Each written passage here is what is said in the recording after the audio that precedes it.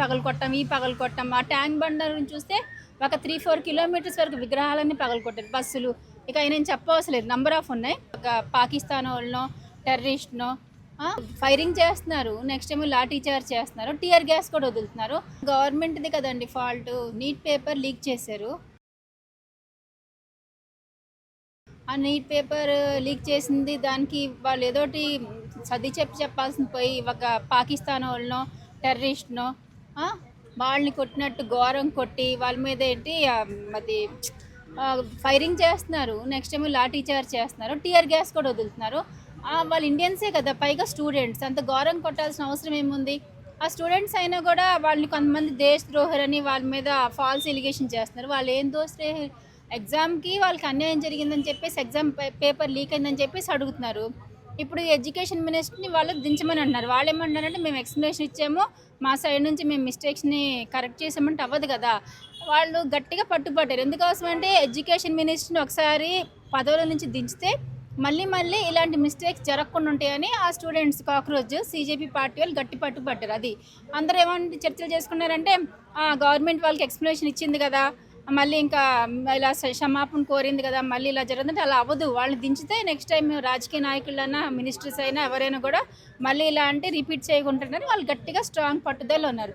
మరి ఆ education minister మీద ఎవరు కూడా, ఇప్పుడు బీజేపీ పార్టీ రూలింగ్లో ఉంది సెంట్రల్ లెవెల్లో, మరి ఎడ్యుకేషన్ మినిస్టర్ మీద ఏం యాక్షన్ తీసుకోలేదు. గుట్టి సారీ చెప్తే అవ్వదు కదా. సారీ అంటే ఎక్స్ప్లెనేషన్ ఇచ్చారు ఇలా అని, అది అవ్వదు. వీళ్ళు దించితే ఇంకోసారి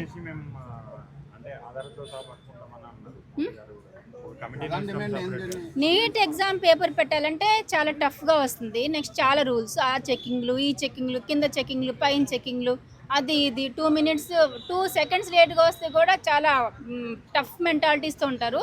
పాపం స్టూడెంట్స్ కాళ్ళ మీద పడి బతలాన్ని కూడా ఒప్పుకోరు. మరి అంత టఫ్గా ఉన్నప్పుడు వీళ్ళు ఎంత జాగ్రత్తగా ఉండాలి? అన్ని రూల్స్ పెట్టినప్పుడు మరి పేపర్ కూడా అంతే స్ట్రిక్ట్గా ఉంచుకోవాలి కదా, లీక్ చేయకూడదు. స్టూడెంట్స్ అంటే వాళ్ళకి సపోర్టివ్గా ఫ్రెండ్స్ ఉంటారు. మన సోనం వచ్చారు కదా సైంటిస్ట్, ఆయన్ని తీసుకెళ్ళిపోయాక next founder of the CJP party ఎవరంటే ఈ అభిజిత్ ఉన్నాడు కదా, ఆయన తీసుకెళ్ళాక నిదానంగా అభిజిత్ని టార్గెట్ చేస్తారు. అంటే వాళ్ళ ప్రొటెస్ట్ మూవ్మెంట్ మొత్తం ఏమి యాక్షన్, ఎడ్యుకేషన్ మినిస్టర్ మీద యాక్షన్ లేకుండా తీసుకోకుండా ప్రొటెస్ట్ని భంగం చేసి దాన్ని ఎండ్ చేయాలని చూస్తున్నారు. స్టూడెంట్స్ని కొట్టపోతే అప్పుడు వీళ్ళు రివర్స్ అయ్యారు. అంతేకాని వీళ్ళు దేశద్రోహులు అది ఇది పోలీసుని కొడుతున్నారని కొంతమంది సగం న్యూస్ చేసి స్టూడెంట్కి వ్యతిరేకంగా మాట్లాడుతున్నారు. అసలు అది కరెక్టే కాదు. న్యూస్ అంతా చూసి అప్పుడు మీడియాలో మాట్లాడాలని నేను అనుకుంటున్నాను. అది వాళ్ళ మీద ఫాల్స్ ఎలిగేషన్, స్టూడెంట్స్కి సపోర్ట్ చేయాల్సింది పోయి రౌడీలా కొట్టి టెర్రరిస్ట్ లాగా వాళ్ళని అదుగే బాధేసేసి కొంతమంది చనిపోయారు, కొంతమందికి సిపిఆర్ చేశారు, తలలు పగిలిపోయినాయి, చాలా ఘోరంగా ఉన్నాయి. ఫుడ్ లేకుండా వాళ్ళు రోడ్ల మీద పడుకుంటున్నారు కదా. 1 month దాటేసింది. పైగా ఇప్పుడు రైనీ సీజన్, వర్షాకాలం కూడా. అసలు పడుకోవాలంటే ఎలా పడుకుంటే తళ్ళు, దోమలు, ఫుడ్ లేదు, వాటర్ లేవు, వాష్రూమ్స్ లేవు, అన్ని ఇబ్బందులు ఉన్నప్పుడు ఫండ్ ఎలా వస్తుందంటే, ఇప్పుడు కొంతమంది వచ్చి వీళ్ళు మతాలకి హిందూయిజంకి సపోర్ట్ చేస్తున్నారు, రెచ్చగొడుతున్నారని చెప్తున్నారు. వాళ్ళ పరిస్థితులు చూస్తే అన్ని మతాల వాళ్ళకి జాలి కలిగి అన్ని రిలీజియన్, హిందువులు, ముస్లిం, క్రిస్టియన్ అందరూ హెల్ప్ చేస్తున్నారు. ఈ మతం ఆ మతం ఏం లేదు. ఎవరన్నా స్పీచ్ ఇస్తే ఇవ్వచ్చు, బట్ స్టూడెంట్ దానికి ఏం ఇన్ఫ్లుయెన్స్ కాలేదు కదా. స్టూడెంట్స్ అయితే ఏం స్పీచ్ ఇవ్వలేదు, ఎవరిని ఇస్తే ఇచ్చి ఉండొచ్చు. కానీ అన్ని మతాలలో అన్ని పార్టీలోనే హెల్ప్ చేస్తున్నారు. మళ్ళీ దీన్ని కూడా రాజకీయంలోకి లాగి ఆ పార్టీ వాళ్ళ వెనకాల వచ్చి చేయిస్తున్నారు. ఈ పార్టీలు మతాలకి సంబంధం లేదు, వాళ్ళకి అన్యాయం జరిగిందని వాళ్ళు చేస్తున్నారు. ఇప్పుడు ఏపీ తెలంగాణ సపరేట్ అయ్యేటప్పుడు కూడా ఓఈ క్యాంపస్ స్టూడెంట్స్ ఉన్నారు కదా, వాళ్ళైతే మరి గవర్నమెంట్కి చాలా డ్యామేజ్ చేస్తున్నారు. ఈ పగలగొట్టాం. ఆ ట్యాంక్ బండ్ నుంచి చూస్తే ఒక 3-4 kilometers వరకు విగ్రహాలన్నీ పగలగొట్టారు. బస్సులు ఇక నేను చెప్పవసరం లేదు, నంబర్ ఆఫ్ ఉన్నాయి.